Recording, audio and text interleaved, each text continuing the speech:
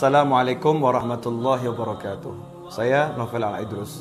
Pada kesempatan ini kita akan pelajari mengapa begitu banyak umat Islam yang mengakhiri doanya dengan suratul Fatihah. Dikit-dikit Al-Fatihah, dikit-dikit Al-Fatihah, bubar majelis Al-Fatihah, tutup doa Al-Fatihah. Ada apa dengan suratul Fatihah? Tidak diragukan suratul Fatihah merupakan ummul kitab, induk daripada Al-Quran. Kita pun dalam sholat hanya diwajibkan baca surat Al-Fatihah. Kalau tidak dibaca surat Al-Fatihah, tidak sah sholat kita. Ini cukup membuktikan surat Al-Fatihah merupakan surat yang memiliki keistimewaan dibanding surat-surat yang lain, meskipun semua surat adalah mulia. Fatihah.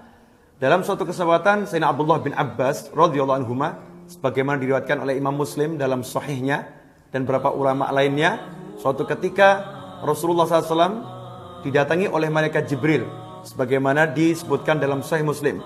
Teks hadisnya seperti ini.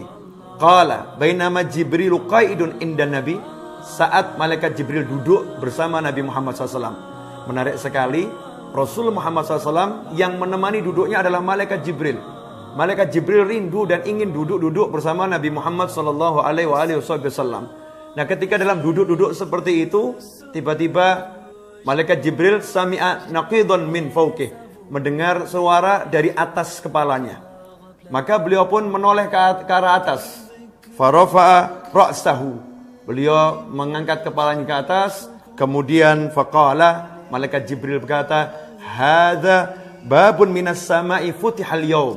Ini ada satu pintu langit yang hari ini dibuka, lam yuftah qattu illal yaum, dan tidak pernah dibuka kecuali hari ini.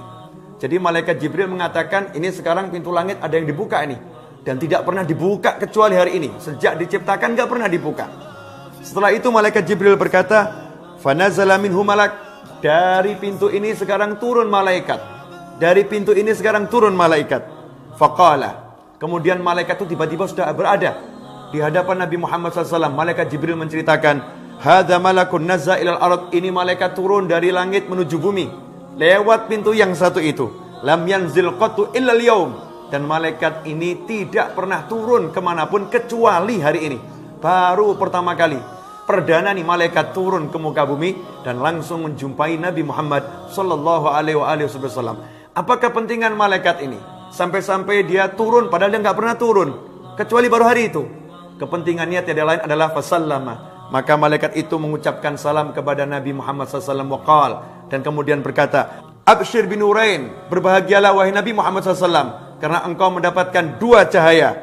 Utitahuma lam yu'tahuma nabiyyun qablak, yang diberikan kepadamu dan tidak ada satu nabi pun sebelummu yang diberikan dua cahaya ini. Apakah itu?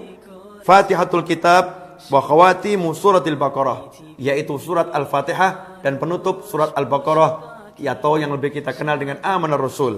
Kemudian malaikat berkata, lan taqra, tidaklah engkau membaca, tidaklah engkau membaca biharfin min huma, satu huruf dari dua hal tersebut, dari Al-Fatihah maupun dari penutup surat Al-Baqarah yaitu Amanar Rasul, illa utitahu, kecuali apa yang menjadi keinginanmu diberikan oleh Allah Subhanahu wa taala.